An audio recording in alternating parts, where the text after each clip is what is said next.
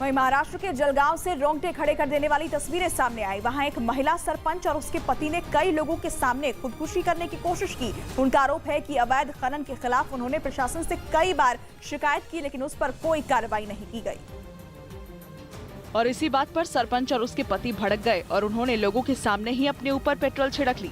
हालांकि उनके ऐसा करते ही वहां मौजूद पुलिस वाले एक्शन में आ गए। उन्होंने तुरंत उनके हाथ से वो बोतल छीन ली। इस दौरान उन दोनों ने कई बार पुलिस वालों से खुद को छुड़ाने की भी कोशिश की ताकि वो अपने मकसद में कामयाब हो सके, लेकिन पुलिस ने उन्हें मजबूती से पकड़ लिया। इसके बाद उन्हें हिरासत में लेकर पुलिस थाने चली गई। तब जाकर वहाँ हंगामा खत्म हो सका।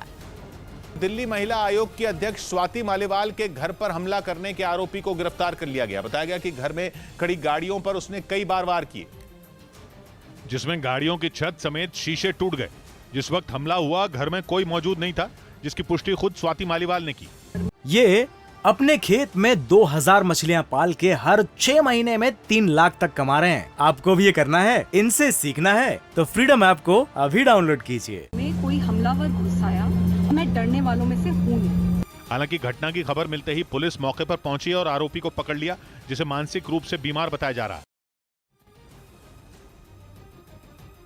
इस बीच गुजरात की भूपेंद्र पटेल सरकार ने दिवाली से पहले सीएनजी और पीएनजी पर वैट घटाने का फैसला किया और लोगों को बड़ी राहत दी।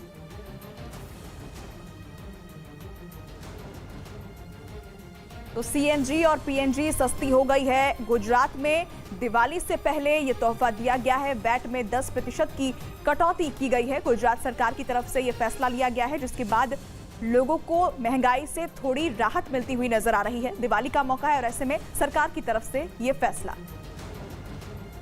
इस बीच खबर है कि पुतिन की परमाणु धमकी के बाद यूक्रेन के लोग अपनी जान बचाने के लिए बंकर बनाने में जुट गए। साथ ही उन्होंने कई महीनों के लिए राशन भी जुटाना शुरू कर दिया, क्योंकि यूक्रेन के लोगों को ही नहीं, पूरी दुनिया को डर है कि पुतिन कभी भी परमाणु बम का इस्तेमाल कर सकते हैं। क्राइमिया में ब्रिज पर हुए हमले के बाद से पुतिन बदले की आग में जल रहे हैं। रूस को क्राइमिया से जोड़ने वाले इसी ब्रिज को 8 अक्टूबर को निशाना बनाया गया था और वहां हुए धमाके में ब्रिज का एक बड़ा हिस्सा टूट गया। ब्रिज पर हुए हमले के बाद ही पुतिन ने कीव समेत यूक्रेन के 7 शहरों को मिसाइलों की मार से दहला दिया था, जिसके बाद आशंका जताई गई कि कभी भी पुतिन इससे बड़ा हमला कर सकते हैं। जिसके बाद से ही परमाणु युद्ध की आशंका गहराने लगी। इसी आशंका से यूक्रेन के लोग दहशत में हैं, लिहाजा उन्होंने अभी से तैयारियां शुरू कर दी। खाने पीने का सामान जुटाया जाना शुरू हो गया। मॉल और दुकानों में भीड़ उमड़ पड़ी। कहा तो ये भी जा रहा है कि कुछ शहरों में तो इतने लोग आए कि फूड स्टोर तक खाली हो गए।